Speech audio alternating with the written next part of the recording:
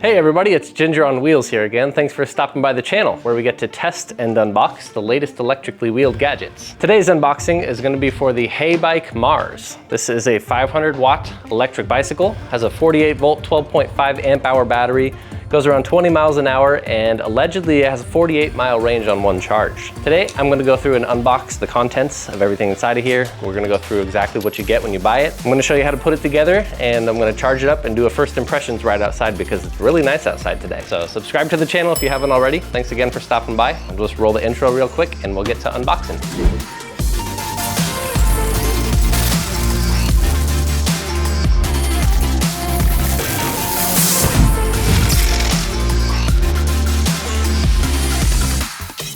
Okay, so this is the Heybike Mars, and this is the box that it showed up to me in. I guess it's in pretty good condition considering some of the boxes I've been seeing lately. Nami. Got a little hole in the side here, so we'll see how that affects anything. But let's go ahead and just pop the straps off and get the contents out.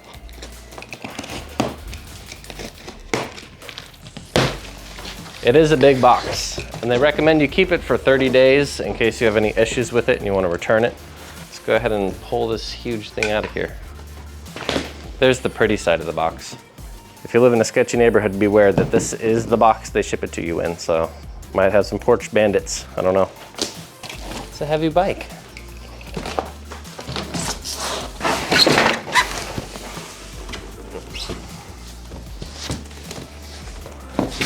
There should be a box of goodies in here with the charger in it. So I'm just gonna carefully go through and cut all the zip ties off that are holding the foam chunks on. I really like the finish on the bike. It's like a matte black. It looks pretty cool. And these tires are fat. They're so huge. What are these? 20-inch by 4-inch wide. These are the widest tires of any electrically wheeled gadget I've ever tested. Okay, so this bike actually folds down really small, as you can tell. It folds, the handlebars fold all the way down and they come off apparently, and the bike itself folds in half at the frame, which is pretty crazy to me. So we're gonna have to see how big it is when I put it all together, but this is how small the package is when it's all folded up.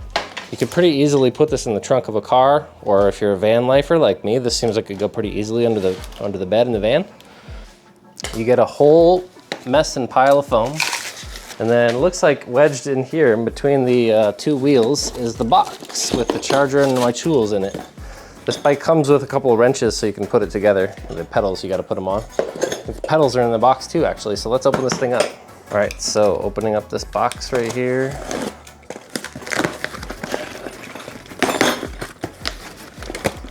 That reveals the pedals as expected, manual and tools, and charger. Charger is a 2 amp charger, and it's a 14 amp hour or 12 amp hour battery. So you can just divide the amps of the charger by the amp hours of the battery to figure out how many hours of charging you need. And this thing says 6 to 7 hours of charging, and that's about right. So that's the charging plug. Looks a lot like the input for my guitar amp, strangely enough. There's no knobs or adjustments available on the charger. It's just flat. No fan inside here either, so might get hot, but it'll be quiet. Let's open up the pedals here very gingerly. Bing, bang, boom. Open up the bag. So these are the tools you get with it. I'm looking at 3 Allen wrenches and 2 actual wrenches. Those come with the bike for tightening all the nuts and bolts and putting the pedals on.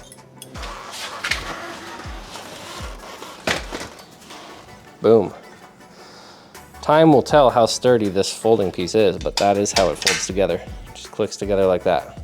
To open it, you push this little metal tab forward, and then you can open it like that, and the frame folds in half like this. Pretty handy, eh? So handlebars, we got some tightening to do. Okay, so for the handlebars, when you get the bike, they're actually like this. They're out completely. So you take this piece, shove it into hole. There we go. And then fold the bars up like so and in. That's how you lock the bars shut. But when you get the bike, they're really loose. This piece still spins, so you need to tighten it. So open this latch up, and inside here, there's a bolt and it fits the largest Allen wrench that they send you perfectly. So you just need to go ahead and tighten up that bolt. You want to make sure that the bars are lined up with the tire before you have the bolt completely tight. Pro tip.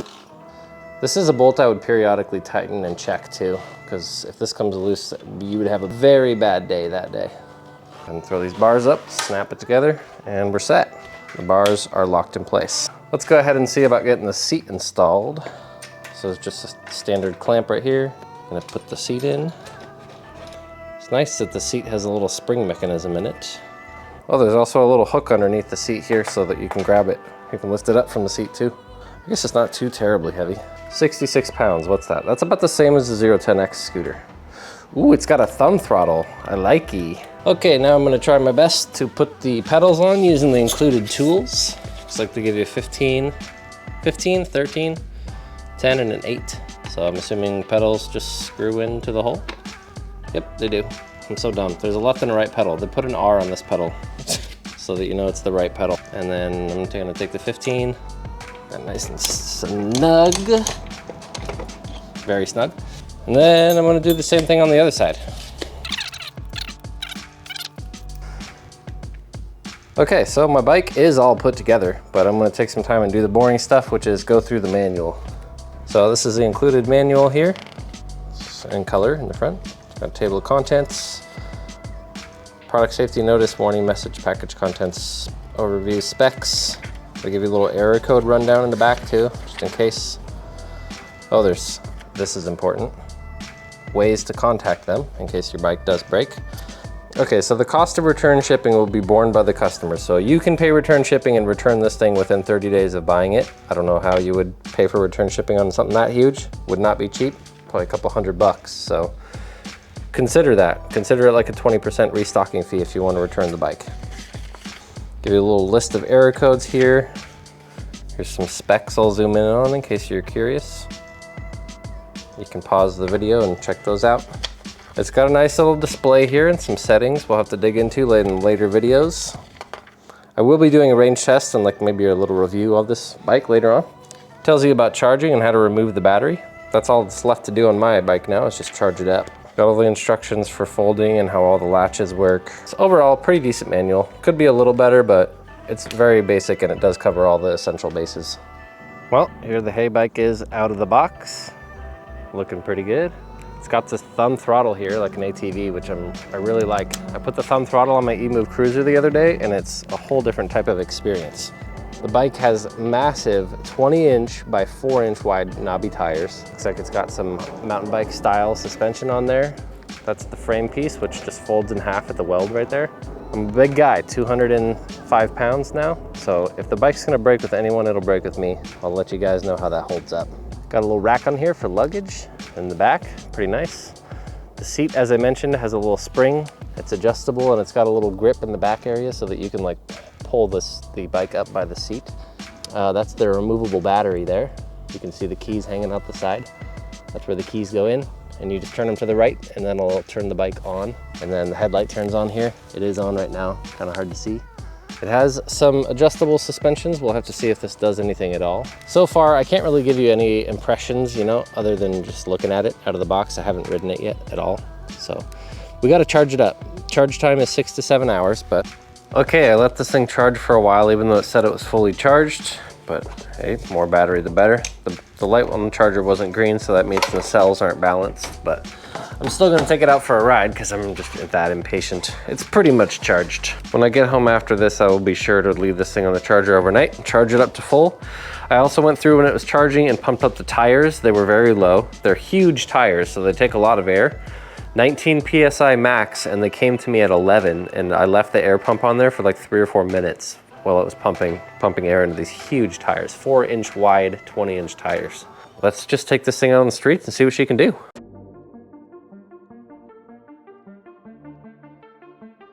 Okay, so the key to starting this whole operation, literally, is turning the key on. You want to make sure it's in the on position. Then you can hold the power button on the display here and the whole thing will turn right on. I adjusted the settings as per the manual and I've got it in miles per hour. I'm in the speed 1 assist mode. Okay, so here we are on Heybike. It's just like Heybike. Heybike Mars. Okay, so I can just move the pedals just a little tiny bit, and then the electric motor will kick in, and it'll help me out up to about 11 miles an hour. But let's push the plus button on the display here. Make sure there's no cars coming. All right, so I pushed the plus button on the display, and now the speed is on 3, so I'm just gonna keep pedaling, and we'll see how fast it assists me up to. So I'm not actually working at all right now. I'm just rotating the pedals around to keep the motor engaged. But you could, if you wanted to, really pedal into this. So at about 100 RPMs of pedaling, which is pretty minimal effort really, in speed 3, we go in 20 miles an hour, which is exactly what it says on the box, so not bad. And it's a pretty comfy ride if I do say so myself. Between the huge squishy tires, suspension in the front, and then you get a little spring in the back on the seat, not bad. This thing's pretty cool. It just eliminates the crappy part about biking, having to do any work. I'm helping it out maybe like 10%. Let's put it in speed 2. I feel like this is doing too much of the work for me. I'm gonna kill the battery maybe if I do that too long.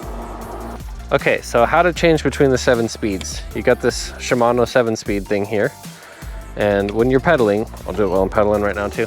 You just click this thing and it switches down from 5 to 4 to 3 to 2 to 1, and 1 is the easiest, 7 is the hardest. So if you click it like that, you can go right into the easiest, and you can see the pedals go way faster, just like a regular bike. But the power of the electric motor doesn't change depending on what gear you're in, FYI. I kind of wish there were a taller gear, you know, like an 8 or a 9. Could get this thing up. I feel like between my leg power and the electric motor, I feel like I could get it up to 25 miles an hour. But to do that in the gearing it has right now, I'd be going like 120 RPM with my legs. This is nice. Okay, in speed 2, I'm going 16 miles an hour. I'm still getting a little bit of workout with my legs, but the electric motor is definitely helping me too. I'm gonna bump her up to speed 3. We're gonna rip around a little bit. Oh, doggies don't like this. This thing is sweet. I don't think it has regen braking, but the brakes, they do work. They're cable actuated disc brakes. Let's test this front suspension a little bit. That's not bad. It feels like my mountain bike. It has very, very limited adjustment, and this is the out of the box suspension, so it could break down pretty quickly if I take it off-road or something. But you know, the only way to test that is to actually take it off-road real quick. It's no Sur-on, that's for sure, but it's not bad. Put her into a lower gear so I don't have any problem with hills.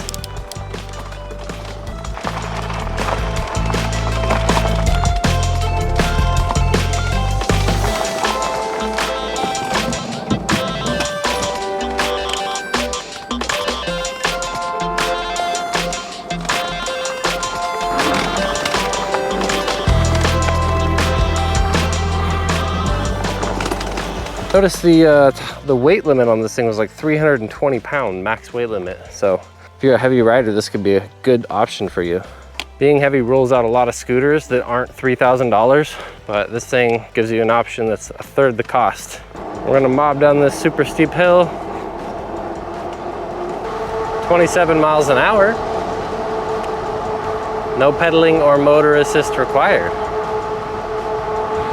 This is just a beautiful stretch of road, immaculate houses, and then there's a nice little beach at the bottom. But the question is, the reason why we're down here is because I want to know, can this bike make it up the huge hill without overheating? It's pretty decently warm, probably 75 degrees. If this thing can make it back up this hill without overheating and mostly using the electric assist the whole way up, I'll be impressed. Because that means it handled off-road, it handles someone of my weight, it didn't break, doesn't overheat. And for an unboxing and first impressions video, what more can you expect? All right, I think it's fair to say I'm about halfway up the hill now. I switched it to speed 3 and I'm in speed 6. I'm literally putting no work into the gearbox of the bike. This is all the electric motor right now. I'm just spinning the pedals to keep the motor engaged, or the pedal assist engaged. But really the range of this bike and the amount of power that it has depends on how much power you're putting behind the motor. You know, you can choose gears 1 through 7, how much work you want to put into the bike, Or you can just free spin the pedals and be totally lazy and let the motor do all the work. And it's basically just like a seated motorcycle at that point. I really like these tires. Turning is easy on them. It's pretty like smooth transition from a left turn to a right turn. They absorb impacts really well. They did great off-road. The huge downside to having these on a bike normally is that they weigh so much, they just add a ton of effort to you know, how much you have to pedal to move the bike. But this thing, you have the electric assisted motor, so it's not as bad. If it had skinnier tires, you'd get more range, but you wouldn't have this pillowy feeling. I approve. I'm gonna have to take this thing to the ocean, ride it through the sand, take it through the beach. These tires would do great, I imagine. By the way, if you want to check it out, this bike is available at the link in the description, and if you use the code Ginger on Wheels, you do get a discount. Okay, so let's go through some things that I like about the bike. Tires, the ergonomics. I feel like it fits in my body really well. I'm not uncomfortable at all. Pretty dang comfortable. The electric motor has power. Got me up a really steep hill, and it's got range. We went about 10 miles, 3 or 4 pretty steep hills, and we still have 2 bars of battery left. If I put any sort of work behind the pedaling at all, I would have got way more range, but I was just testing the bike, so I didn't do that. Plus, it's hot out, not gonna lie. Didn't feel like it. I like the horn. I feel like it's loud. Tells people to get out of the way. Things I don't like about the bike. The brakes, I feel like they're right on the edge of being inadequate for how heavy I am plus the bike. So if you're a heavier guy, like 300 pounds or something, this bike could allegedly carry you around without, you know, braking. The weight limit is higher than 300 pounds. But I don't think the brakes would do a very good job of stopping you on steep hills and things. So maybe looking at upgrading that or just getting a different bike. The speeds, you've got speeds 1, 2, and 3, and that dictates completely how fast the bike goes. In speed 1, your bike will go 10 miles an hour. Speed 2, 15 miles an hour. Speed 3, 20 miles an hour. If I'm in speed 3 and I start pedaling the bike will give me all of the beans up until 20 miles an hour. There's no way to turn it into like casual speed mode or something like that. So it just accelerates really slowly. The cruiser mode doesn't really have that. I can't figure out what the throttle lever is for. I don't like that. It's not intuitive at all. It wasn't in the manual. I don't have any idea what it's for. So I'm gonna have to contact the company and see what does that do? I thought it was the throttle lever. Okay, let's pause here while I insert some random footage. It turns out I did find out what the thumb throttle does. It does act as a thumb throttle, but only when you're in speed 0. The bike has 3 pedal assist modes, speeds 1, 2, and 3, but if you flip it down into speed 0, then the thumb throttle does act as a throttle, and it essentially turns the bike into an electric motorcycle. I also don't like the folding mechanism for the handlebars and the frame. They feel pretty secure out of the box, but they don't feel like they're gonna stay secure for long. Another thing I don't like is the lack of rear suspension. The seat's got a little spring in it, and the front has good suspension, but the rear, my butt kind of hurts. Going on those off-roady trails, if you're sitting down, really racks your butt. Overall though, you know, for $1,000, let's get real, people. You know, for $1,000, let's get real, people. What other electric bike can you get that has anywhere close to this kind of specs for $1,000? Guys, well, I just got back from my first ride on the Heybike Mars. I'm gonna be doing a range test and like a full review on this bicycle, so if you're interested in those, make sure to subscribe to the channel, hit the notification bell, and you can get notifications whenever I put those videos out later on. Thanks again for watching. It's been a fun ride. Catch you guys next time.